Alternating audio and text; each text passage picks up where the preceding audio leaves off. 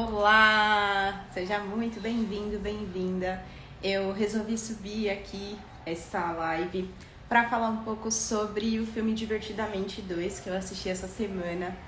Eu gostei bastante, eu gosto muito, né, de assistir os desenhos da Disney, né, no geral, da Pixar. E esse é um que acaba não sendo só para criança, acaba também sendo para adultos, né? E ele traz algumas reflexões bem legais, bem interessantes, que eu queria dividir aqui com vocês. Então eu acabei anotando alguns pensamentos que eu tive com relação a isso e pode servir, acho que para você olhar ali tanto para a sua vida no sentido mais íntimo mesmo, ou até mesmo para a sua carreira, e não só remeter à nossa adolescência, mas muito sobre o que a gente vive hoje, né, já na vida adulta, propriamente. E eu acho que começando esse primeiro ponto, que é com relação às fases da vida, né, o filme, só trazendo um pouco de contexto, né, é a segunda edição desse filme, Divertidamente. E o primeiro a gente tem muito ali a figura da Riley, que é essa, até então era uma criança, e como que começa, né, esse processo de construção de emoções, da gente sentir ali um emaranhado de sentimentos e lidar com outras pessoas, né, em função disso. Então, se encaixar, sentir as coisas, entender o que é, o que não é, o que sou eu, o que é o outro, e por aí vai. E aí esse primeiro filme, né, ele conduz todo o processo ali da Riley até antes da pré-adolescência propriamente. Então ela passa por uma série de questões, lidando ali com aquelas emoções mais básicas, né, mais primárias. Então muito de alegria, de tristeza, e aí começa, né, eu acho que no primeiro filme chama muita atenção isso do que se repete no segundo, né, de emoções que a gente entende que não tem que sentir ou que não deveria sentir. Aí no primeiro tem muito esse chamariz para a tristeza, dela ser um incômodo, dela ser um problema. E a gente tem no fim essa clareza ali no primeiro filme que na verdade é algo super importante, né, pra gente conseguir liberar coisas que estão em nós e que a gente não consegue às vezes de outra forma transparecer ou fazer esse detox mesmo do corpo. Então a tristeza cumpre esse papel com sucesso. E aí a partir disso eles começaram a ter uma sincronicidade melhor, né, ali com todas essas questões, então de raiva, alegria, tristeza e também ali como se fosse do nojo, né, ou repulsa, que eles colocam também ali de sentimento e também um pouco daquele olhar da preocupação, né, do medo ali das coisas, que é aquele personagem roxinho. E aí quando a gente chega propriamente no Divertidamente 2, eu acho muito interessante porque a gente começa a discutir a personagem, a Riley, sobre quando ela entra na pré-adolescência. E aí, a primeira grande mudança que acontece, e eu achei muito legal que eles representaram isso lá com o botão da puberdade, que é assim, poxa, de repente ela acordou e mudou. De repente, ela não é mais a menininha daquele jeito. De repente, ela agora parece que tudo se intensifica, então é muita alegria, é muita tristeza, é muita raiva, é muito tudo. E é como se desequilibrasse a maneira que até então funcionava, né, ali aquele controle das emoções dela. E aí esse controle ali que tipo, fica instalado na mente da Riley, pelo menos na representação do desenho, acaba ficando muito mais completo, e aí novas emoções acabam surgindo. E aí a temática, né, desse segundo filme fica muito em função, também pegando ali a inspiração no primeiro, de quais emoções que deveriam de fato pilotar ali ou serem carro-chefe dentro do dia a dia da Riley. E aí, dessa vez, entra um pouco dessa discussão de quem vai capitanear de fato esse controle principal. No primeiro tinha muito clara essa visão de que a alegria era o sentimento principal, né? ali que estava mais tempo no controle e que ajudava os outros a se integrarem mais ali em momentos específicos no controle da Riley. Já nesse segundo, esse capitanear pela alegria entra em xeque. Por quê? Porque eles começam a ver que a Riley, pelo controle novo, acaba tendo emoções extremamente intensificadas. E por essas emoções intensificadas, eles acabam não conseguindo fazer ali com que ela tenha tanto controle como antes, ou que eles tenham ações com sucesso, né, como antes. E aí entra esse personagem novo, que é o personagem da ansiedade. E a ansiedade começa a trazer um pouco de sensação de coisas andando, coisas funcionando, né? E aí entra em xeque, né? Esse do, talvez não seja a alegria que deva pilotar mais, talvez seja a ansiedade mesmo, porque ela tá conseguindo lidar com esse formato novo da Riley, né? E aí eu achei muito interessante isso. Então, como que o filme representou essas fases da vida, essa mudança, né, pra pré-adolescência, e você ter que lidar com a intensidade e com novas emoções, né? Assim, por quê? Porque você acaba indo para um ambiente novo e aí fazendo essa associação, né? Também, seja na pré-adolescência ou até mesmo na forma que a gente manifesta na nossa vida hoje essas novas emoções. O que a gente faz na prática? A gente vai para um ambiente novo, seja uma escola nova, sejam com amigos novos, seja porque tem um desafio, de repente, de curso, de certificação, ou de ser aprovado em um grupo ou em certa categoria ali do que você está fazendo. E na nossa carreira também acontece isso. Às vezes a gente muda de ambiente de trabalho, às vezes a gente precisa fazer amizades novas, a gente precisa ter um pouco mais de acesso, de credibilidade, então busca algumas certificações, precisa fazer provas e coisas assim. E isso, ter ali um pouco de ansiedade por trás, né, é uma coisa natural e ela é bem-vinda para a gente conseguir cumprir certas ações ali no nosso dia a dia. Então eu achei isso muito interessante. E aí tem um outro aspecto do filme que é muito legal também, que fala sobre, lá no começo tem um pouco esse negócio desse conjunto de emoções que muitas vezes é mesclado, né? Então no mesmo evento você pode ter começado a sentir, sei lá, nojo e depois tristeza, ou alegria e depois um pouco de medo, enfim. E aí nesse conjunto de emoções, eles acabam decidindo quais emoções ficam, né, quais resultados ali, né, dos eventos, as emoções que foram sentidas dentro de cada evento ficam e vão para um lugar mais de longo prazo, digamos, e quais, assim, não faz sentido, não quero, vou mandar ali para uma área esquecida, ignorada. E esse negócio ali, né, na representação das próprias emoções, tentando fixar o que fica na memória de longo prazo, ou que eu vou acessar com mais facilidade, coisas que não, lembra muito também na prática como a gente funciona, as coisas que a gente gosta de resgatar, né, na nossa jornada.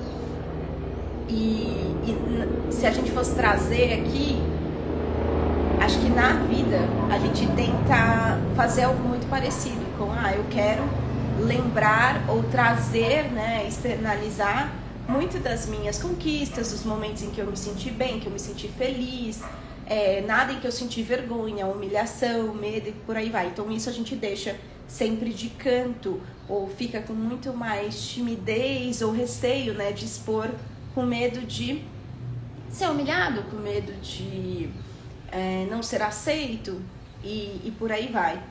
E isso acaba, assim, naturalmente compondo muito da pessoa que a gente é, ou até mesmo da imagem que as pessoas constroem sobre a gente, né, em função ali daquelas emoções ou daquelas memórias que a gente externaliza mais. Só que uma coisa que o filme demonstra, né, ao longo ali de maneira muito inteligente, é que aquilo que a gente acredita que tá ignorando e aí meio que segrega e manda para um outro lugar, cara, é ilusão. É ilusão. Ilusão por quê? Porque não tem como a gente ignorar certos eventos que a gente passa na vida.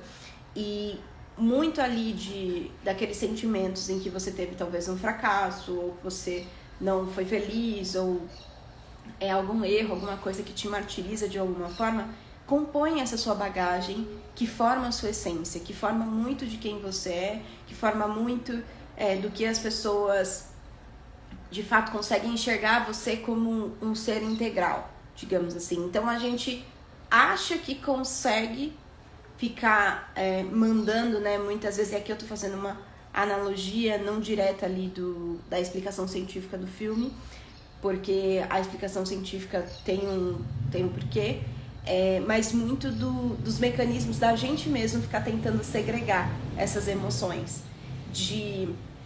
Cara, isso aqui eu quero sentir, externalizar e colocar intensidade, isso aqui eu não quero, então eu vou levar para um baú, vou levar para um espaço que vai ficar tão fundo que ninguém vai acessar em mim, nem eu mesma.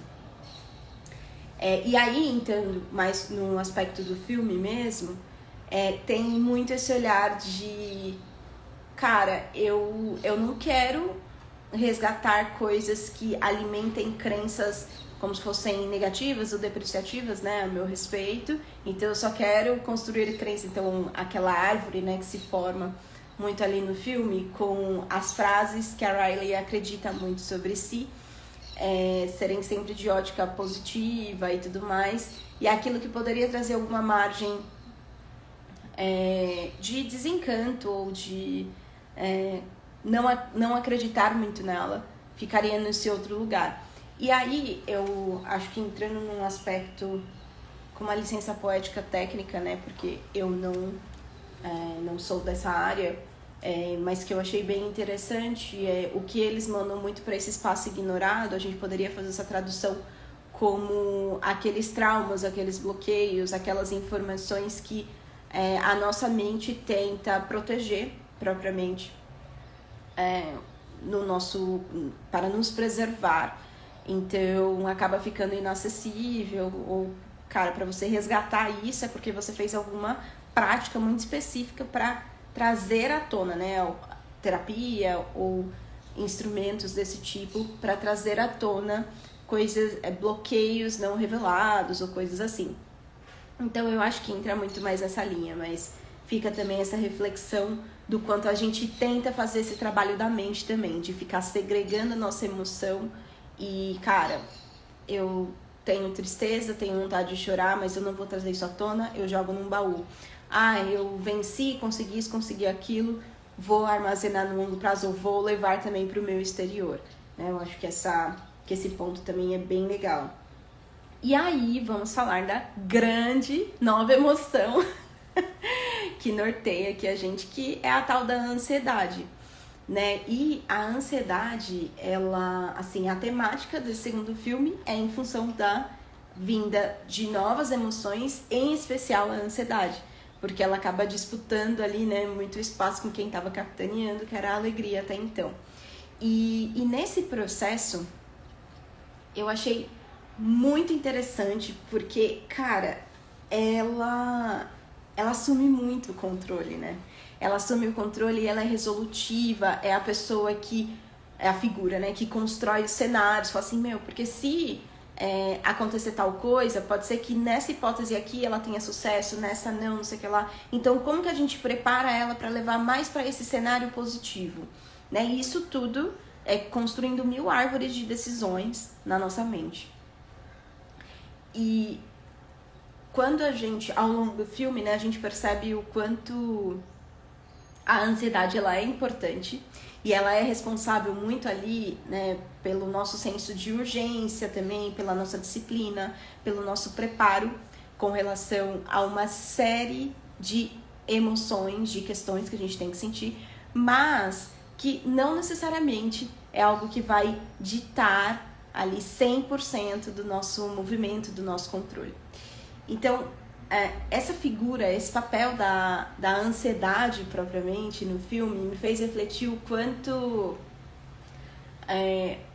não é só uma situação da Riley, é uma situação de muitas pessoas no mundo hoje, parece que deixa só a ansiedade pilotar, deixa só a ansiedade propriamente ali tomar conta de tudo o que acontece. E aí quando a gente olha, né, para os dados mesmo de estatísticas no mundo, o Brasil lidera esse ranking, né, no sentido de ansiedade. A gente meio que associa muitas vezes erroneamente a ansiedade até com ser produtivo, com ser a pessoa que performa, ser a pessoa que consegue entregar mais, consegue fazer mais. E isso leva a gente para um momento, né, para um movimento também na sociedade em que qualquer coisa que vai em direção oposta a isso, então você não ficar ali cuidando do planejamento, você não ficar pensando no cenário, você não estar produzindo, que seria ter um momento ali de trocar o controle e ter situações de descanso, situações de alegria, situações de tristeza, situações de outras coisas, como se isso fosse errado ou ineficiente da nossa parte. E esse olhar, além de ser muito perigoso, e como a gente vê, né, ali na ilustração do filme, vira uma bola de neve, né? E traz crises pra gente, no caso ali na animação, a personagem começa a ter tipo uma crise, né? Até tem esse processo. É uma coisa que me preocupa também, porque tá quase que normalizado em alguns momentos, né, para nós.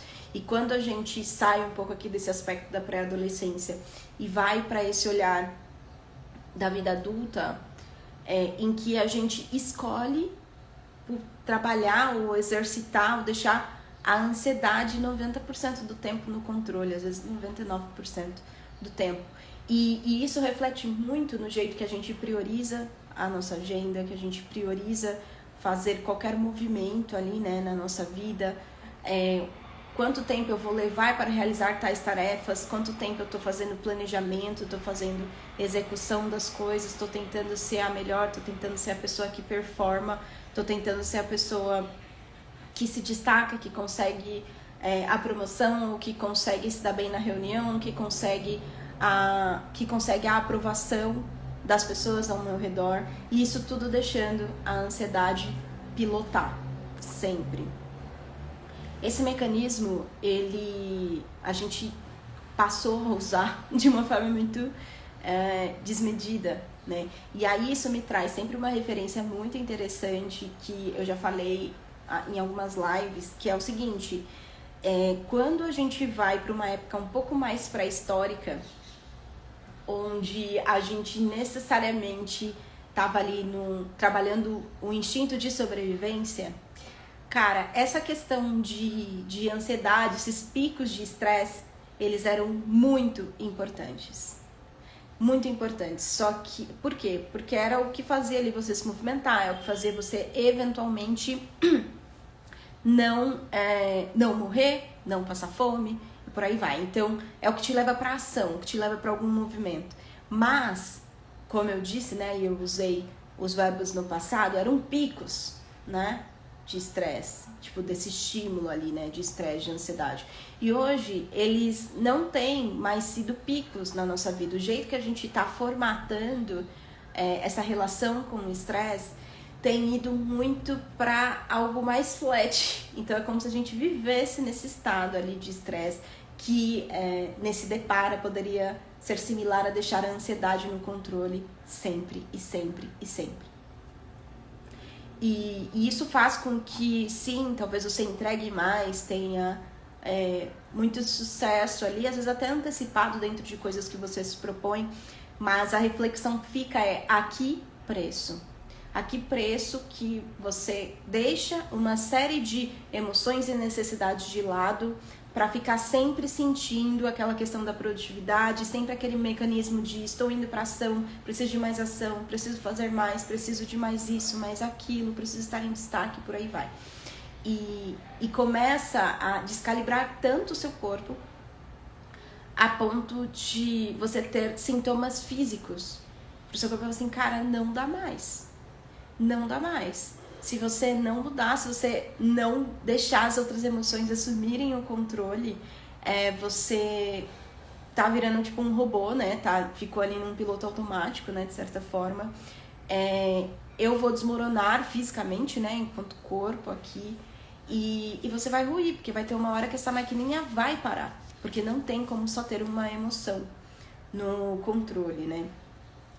E esse é um ponto que eu acho que tá abrindo pautas para falar um pouco mais ou trazer um pouco mais de verdade sobre isso, porque me lembra muito aquele, não sei se você já trabalhou numa empresa ou num contexto assim, que você vê uma pessoa saindo no horário, não tô falando nem saindo mais cedo, mas saindo no horário, assim, cara, tá indo embora já, tá desmotivado. E assim, lógico, né, que a pessoa coloca no contexto de brincadeira, mas é aquela brincadeira que tem uma crença por trás, né?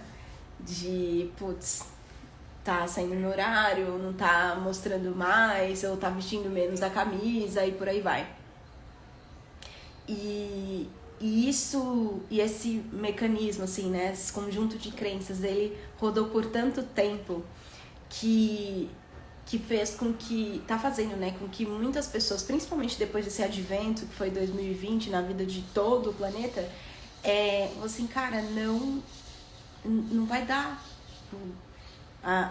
Em tese, a expectativa de vida tá subindo, mas eu vou contribuir para essa média reduzir, pelo visto, porque eu não vou me sustentar até o final, não vou aguentar, porque eu tô ficando com uma série de dependências de remédios, não tô conseguindo dormir direito, não tô conseguindo ter uma vida saudável, porque eu consolido tudo numa emoção só, eu consolido tudo em estar 100% focado no meu trabalho, estar 100% focado na minha carreira, em sentir ali que estou sendo produtiva a todo instante. E esse perigo, né, tem começado a dividir opiniões, felizmente, a ponto da gente pensar mais em mecanismos de quantidade de horas mesmo que a gente tem que trabalhar, seja CLT, seja empresário, não importa. Qual é o tempo que a gente tem que estar de fato ali dedicando para o labor, né, para a nossa profissão. Quais são as emoções que tem que vir mesmo no exercício da carreira, na prática ali do seu trabalho? Será que é 100% produtividade? Não, agora a gente está falando também de outros mecanismos que ajudam você a ser uma pessoa mais criativa, ser uma pessoa também mais produtiva, sem estar ali pilhado, sem estar com a ansiedade liderando. Como o ócio, por exemplo, como exercícios ali de descarga emocional. E aí, logicamente, entra num aspecto bem importante, que é esse aspecto de falar mais sobre as outras emoções, de reconhecer também outras histórias e casar isso junto com os objetivos que a gente tem agora para a nossa vida, para a nossa carreira. E quando a gente fala disso, vai entrando para um lugar mais de pessoas que até então abominavam terapia, eu era uma delas, e hoje fazem e veem quanto isso é importante, olhavam com preconceito, né, para terapia, e hoje veem como isso é importante, e também a reconhecer outros tipos de profissionais que conseguem te ajudar, né, a entender tecnicamente como trabalhar um pouco mais esse equilíbrio, como ser mais salubre e não simplesmente olhando ali, né, para as histórias, mas até revisitando, remodelando a sua forma de trabalhar propriamente e de executar algumas tarefas. Ali eu estou entrando mesmo num olhar prático, tá? Não num olhar reflexivo ou de análise, né, que a gente tem na terapia, e é super bem-vindo. Então, assim, tem esses mecanismos novos que são por profissões antigas já, né, e que hoje a gente reconhece ali muito como mentorias, consultorias, né, o trabalho também de coach, apesar do termo nem sempre ser muito bem aceito, mas na prática é isso, né? Um treinador ali que olha muito para o objetivo que você tem na sua carreira, ou na sua saúde, na sua área pessoal, e te ajuda a desenhar e a perseguir aquilo, né, de uma maneira salubre. E essa é uma coisa que para mim vai ser tão fundamental quanto você ter ali um reconhecimento das suas refeições, ou saber quem é o profissional da saúde que você vai consultar. Então, são figuras, assim, é uma figura que passa a fazer parte agora do nosso ecossistema, tanto pessoal quanto profissional. Pra gente sentir que tem cadência nas coisas e fazer também com que a gente desmame, saia desse processo de deixar só a ansiedade no controle, muitas vezes.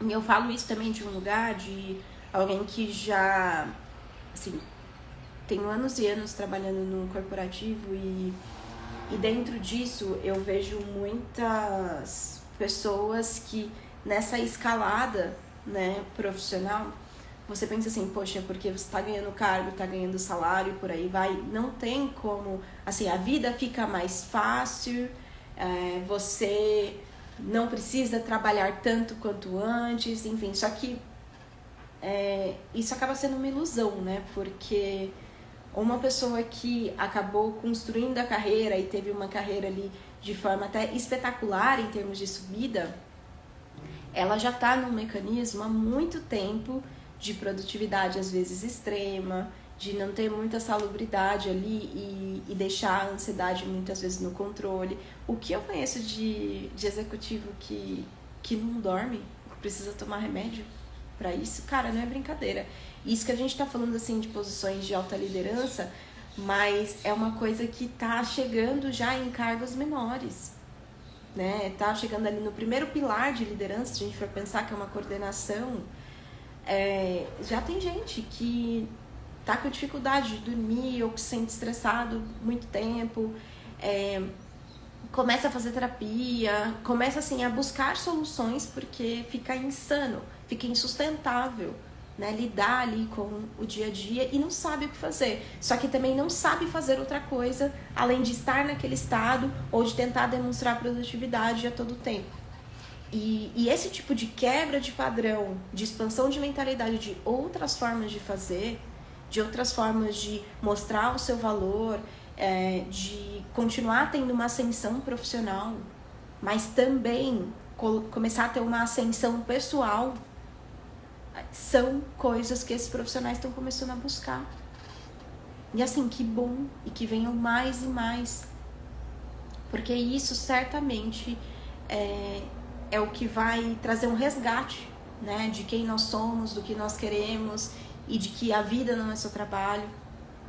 E eu falo isso como uma pessoa que até ontem também tinha muito disso, tinha muito desse olhar de, cara, esse aqui é o único jeito que eu sei funcionar, esse aqui é o único jeito que eu sei me portar para as coisas acontecerem.